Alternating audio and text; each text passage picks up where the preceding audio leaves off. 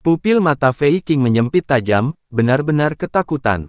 Perisai roh kura-kura Suan ini adalah harta karun kuno yang diperolehnya dengan harga mahal, memiliki kemampuan pertahanan yang sangat kuat, namun hancur hanya dengan satu jari dari lawannya.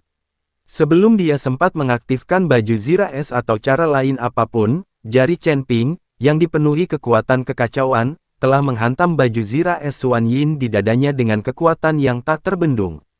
Klik, terdengar suara retakan yang tajam. Bahkan armor es Suan Yin, yang cukup kuat untuk menahan senjata ilahi, sangat rapuh di hadapan kekuatan kekacauan, dan langsung meleleh kekuatan mengerikan yang terkandung di ujung jarinya, yang mampu memusnahkan segalanya dan mengembalikan kekacauan, telah menembus tubuhnya.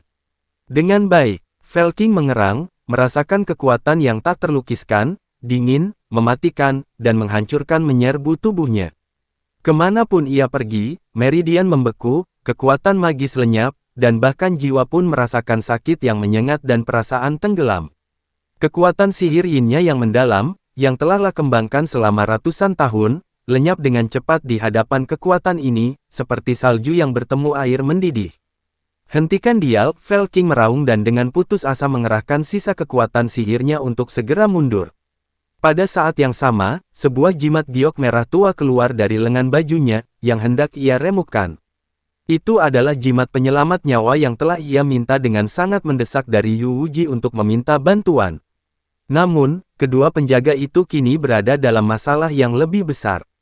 Saat Chen Ping menyerang Fei Qing, Ming Li, yang bersembunyi di balik batu besar, bergerak.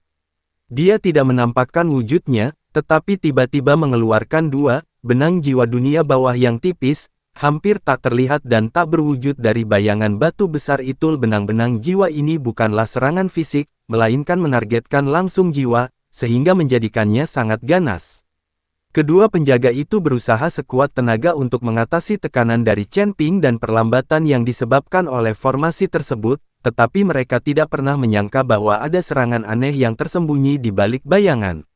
Benang sutra jiwa dunia bawah langsung menembus bagian belakang kepala mereka. Keduanya menegang bersamaan, ekspresi kebingungan dan kesakitan terpancar di mata mereka, dan gerakan mereka langsung membeku. Meskipun kultivasinya di alam abadi dan tekadnya yang teguh mencegah jiwanya langsung runtuh, memberikan reaksi yang efektif atau membunyikan alarm sangatlah sulit.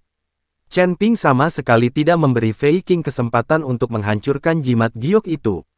Saat Chen Ping menembus baju Zira Es dan kekuatan kekacauan menyerbu tubuh Fei Qing, tangan kirinya melesat seperti kilat dan meraih pergelangan tangan kanan Fei Qing, yang sedang memegang jimat giok merah. Klik, terdengar suara retakan yang mengerikan. Pergelangan tangan Fei Qing langsung remuk. Ah! Fei Qing menjerit singkat, dan jimat giok merah itu terlepas dari tangannya. Chen Ping bahkan tidak melirik jimat giok itu. Dia mengubah tangan kanannya dari jari menjadi telapak tangan dan menyerang dantian Fei Qing. Kekuatan pukulan telapak tangan ini dikendalikan hingga seminimal mungkin. Kekuatan kacau yang sangat besar itu menerjang masuk seperti gelombang pasang yang mengamuk, tetapi tidak langsung menghancurkan dantian Fei Qing. Sebaliknya, kekuatan itu berubah menjadi rantai abu-abu halus dan kuat yang tak terhitung jumlahnya, membungkus dan menyegel dantian, meridian, dan lautan kesadarannya lapis demi lapis. Pada saat yang sama, kekuatan yang lebih besar lagi menerobos masuk ke dalam jiwanya, secara paksa menekan dan memenjarakan kesadarannya. Fei Qing merasakan kegelapan tiba-tiba menyelimuti matanya, dan seluruh kekuatannya lenyap seperti air pasang yang surut. Kesadaran dengan cepat memudar, dan sensasi terakhir yang tersisa adalah mata orang lain yang dingin dan dalam, yang seolah berisi langit berbintang yang tak berujung, berdebar. Tubuh kekar Fei Qing ambruk ke tanah, matanya terpejam, napasnya lemah, dia telah jatuh ke dalam koma dan sepenuhnya terperangkap oleh kekuatan kekacauan. Dari saat Fei Qing merasakan ada yang tidak beres dan mundur, hingga Chen Ping muncul, menghancurkan perisai, meremukkan baju besi, dan menangkap pria itu, lalu Ming Li diam-diam turun tangan untuk menahan para penjaga. Seluruh proses itu berlangsung cepat dan singkat, hanya membutuhkan 2 atau 3 tarikan napas. Cepat, itu terlalu cepat. Selain itu, mereka bekerja sama dengan sangat baik dan perhitungan mereka akurat. Kedua penjaga itu, yang terluka oleh sutra jiwa dunia bawah, nyaris pulih dari rasa sakit yang menusuk jiwa mereka ketika mereka melihat Fei Qing sudah tergeletak di tanah, tidak mampu bangun. Seorang pemuda berwajah tenang berdiri di samping Fei Qing, memandang mereka dengan acuh tak acuh. Kedua pria itu ketakutan, karena tahu mereka telah menemui jalan buntu. Pemimpin mereka telah ditangkap, dan mereka sendiri kemungkinan besar tidak akan lolos dari kematian juga. Mereka saling bertukar pandang, lalu serentak mengeluarkan teriakan dahsyat, membakar energi kehidupan mereka dan menerjang Chen Ping tanpa mempedulikan apapun. Tombak pendek di tangannya memancarkan cahaya hitam yang menyilaukan, yang jelas menunjukkan bahwa dia siap mati bersama orang lain, atau setidaknya membuat keributan besar dan menakut-nakuti penghuni rumah besar itu, keras kepala dan bandel. Chen Ping mendengus dingin, dan tanpa bergerak sedikit pun, dia hanya mengibaskan lengan bajunya. Suatu kekuatan tak terlihat dan tak berwujud, namun seberat gunung, yang tampaknya mampu menekan segalanya, tiba-tiba turun. Kedua penjaga itu merasa seolah-olah sebuah gunung menjulang tinggi menekan mereka, dan momentum mereka ke depan tiba-tiba terhenti. Seluruh tulang di tubuhnya berderak, organ dalamnya terasa seperti akan bergeser, esensi dan darahnya yang membara ditekan secara paksa, dan bahkan bernapas pun menjadi sangat sulit. Mereka sudah berusaha sekuat tenaga, tetapi mereka bahkan tidak bisa menggerakkan jari, apalagi melancarkan serangan atau mengeluarkan suara. Inilah tepatnya teknik menekan yang disimulasikan Chen Ping dengan kekuatan kekacauan, meskipun tidak sehalus teknik para kultivator yang mengkhususkan diri dalam jalur ini. Namun, mengingat fondasi yang kokoh dan karakteristik kekuatan kacau yang dimilikinya, menekan dua dewa tingkat atas tingkat 4 yang terluka sudah lebih dari cukup baginya. Tanpa menunda lebih lama, Chen Ping dengan cepat melangkah maju dan, menggunakan metode yang sama, memenjarakan jiwa dan kultivasi kedua penjaga itu dengan kekuatan kekacauan, menyebabkan mereka jatuh ke dalam koma yang dalam. Dia dengan cepat mengamati medan perang. Selain 3 orang yang tergeletak tak sadarkan diri di jalan setapak, tidak ada jejak lain. Meskipun pertukaran itu singkat dan intens, fluktuasi energi dan suara sangat dibatasi oleh isolasi dan efek penundaan dari formasi tersebut, dan tidak menjangkau jarak yang jauh. Suara pepohonan pinus di kejauhan tetap tidak berubah, seolah-olah tidak ada yang pernah terjadi. Chen Ping melambaikan tangannya untuk mengambil jimat giok merah yang jatuh, lalu dengan cepat menggeledah Fei Qing dan kedua penjaga itu.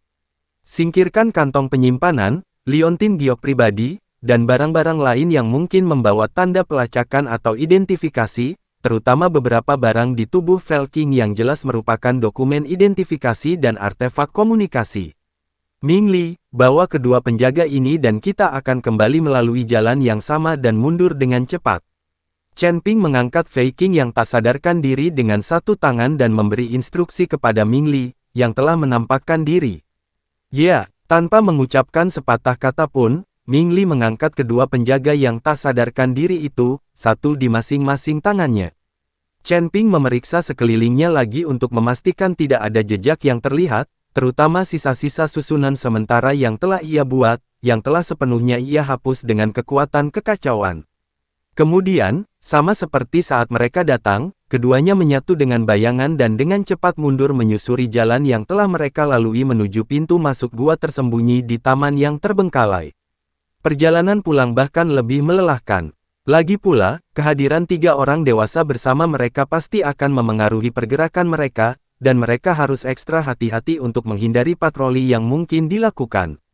Untungnya, Chen Ping memilih rute yang cukup tersembunyi, dan dia tampaknya memiliki pemahaman yang mendalam tentang pola penjagaan di sekitar Istana Dewa Giok, selalu berhasil menghindari beberapa tim penjaga yang berpatroli. Setelah kembali dengan selamat ke sudut yang tertutup tanaman rambat tua, Chen Ping membuka kembali pintu masuk gua yang tersembunyi, dan mereka bertiga, bersama para tahanan, masuk satu persatu untuk memperbaiki pintu masuk tersebut. Chen Ping akhirnya menghela napas lega saat kembali melewati lorong bawah tanah yang lembab dan sempit itu. Bagian paling berbahaya dan krusial dari penangkapan itu akhirnya selesai. Namun, bagaimana cara mengeluarkan orang-orang dari kota abadi Giok yang terikat hukum militer, dan bagaimana cara menggali kebenaran dari Fei Qing, sama-sama merupakan tantangan besar. Namun, begitu Anda berhasil menangkap orang tersebut, Anda telah mengendalikan situasi. Ketika Chen Ping dan Ming Li, membawa Fei Qing yang tidak sadarkan diri dan 2 penjaga, muncul kembali di ruangan rahasia tempat Lian Xing dan yang lainnya dipindahkan. Meskipun Lian Xing dan yang lainnya sudah siap secara mental, mereka tetap terdiam karena terkejut melihat pemandangan di hadapan mereka. Benar, mereka berhasil menangkapnya terlebih lagi, bahkan dengan seluruh prefektur Dewa Giok berada di bawah hukum militer dan istana dalam keadaan siaga tinggi, mereka tidak hanya menangkap kepala pelayan istana dalam yang paling penting, Felking, tetapi juga berhasil menyelamatkan dua pengawal kepercayaannya. Efisiensi ini, metode-metode ini, sungguh luar biasa, senior, apakah Anda baik-baik saja? Lian Xing menatap wajah Chen Ping yang masih tenang dan tanpa ekspresi, serta Fei Qing yang digendong dan napasnya lemah seperti anjing mati. Suaranya sedikit serak. Tidak apa-apa, Chen Ping melemparkan Fei Qing ke tanah seperti karung sampah.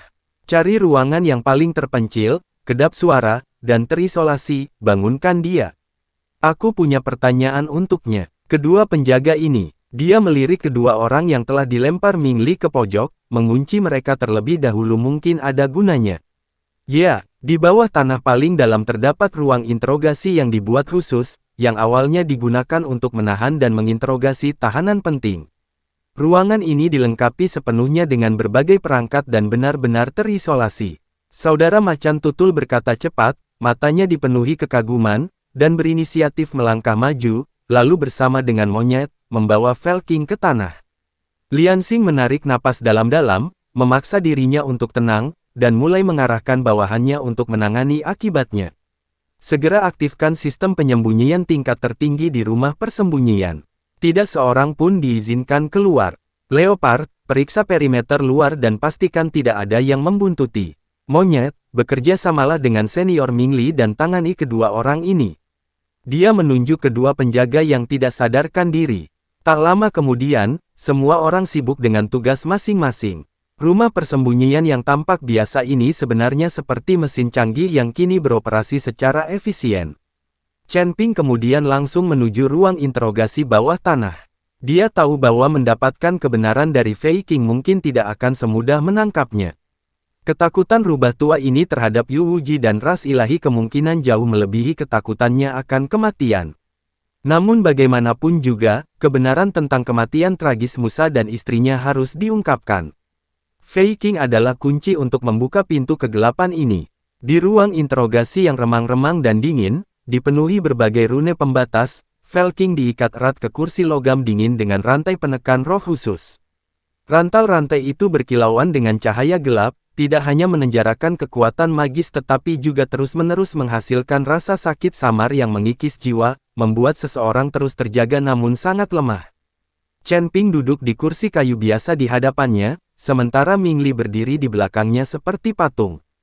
Lian Xing berdiri di ambang pintu, mengamati dengan ekspresi serius. Kakak Macan Tutul membawa seember air es dan memercikkannya dengan keras ke wajah Fei Qing.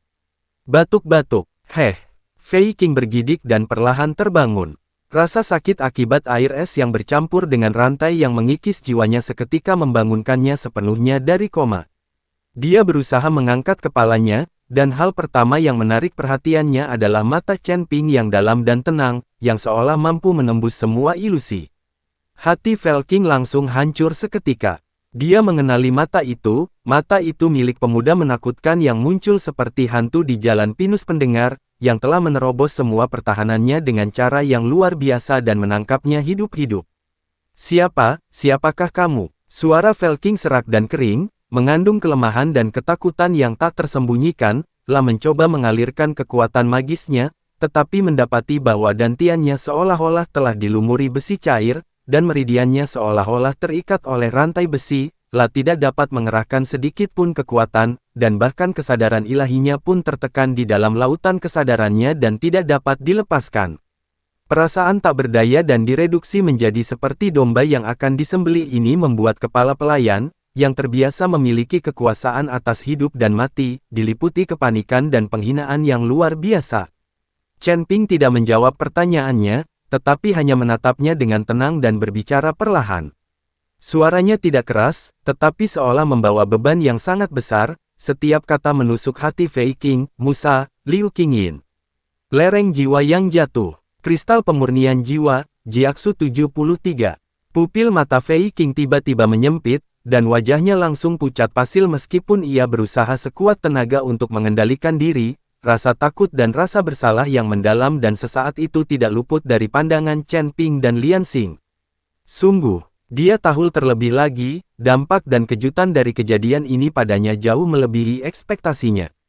Chen Ping sedikit mencondongkan tubuh ke depan, tatapannya tajam seperti pisau, tertuju pada Fei Qing. Katakan padaku, apa sebenarnya penyebab kematian pasangan ini? Siapa yang memberi perintah? Apa yang kau sembunyikan? Di mana kristal pemurnian jiwa sekarang? Ceritakan semua yang kau ketahui, mungkin aku bisa memberimu kematian yang cepat. Fei Qing gemetar, matanya dipenuhi campuran rasa takut, pergumulan, dan keraguan. Dia membuka mulutnya seolah ingin mengatakan sesuatu, tetapi akhirnya menutupnya rapat-rapat, menundukkan kepala, dan tampak seperti babi mati yang tidak takut air mendidih. Dia tahu bahwa begitu dia berbicara, bukan hanya dia yang pasti akan mati, tetapi jiwanya kemungkinan besar akan menderita siksaan yang tak terbayangkan. Dia lebih tahu daripada siapapun tentang metode Yu Wuji dan teror para dewa. Sebagai perbandingan, ancaman yang ditimbulkan oleh pemuda ini, meskipun menakutkan, mungkin masih menawarkan secercah harapan. Ataukah pihak lain hanya mencoba menipunya? Kau tidak mau memberitahuku. Suara Chen Ping tetap tenang, tetapi suhu di ruangan itu tiba-tiba terasa turun beberapa derajat.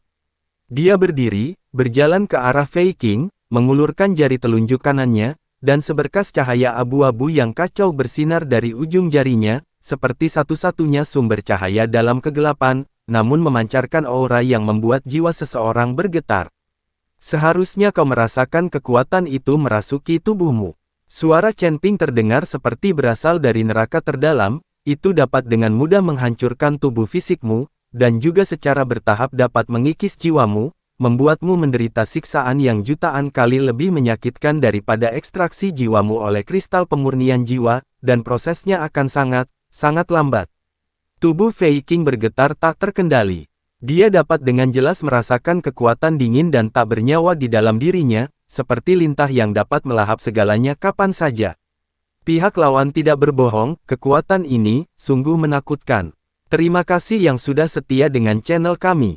RSN Official. Sehat selalu, berkah selalu. Ditunggu bab selanjutnya ya guys. See you.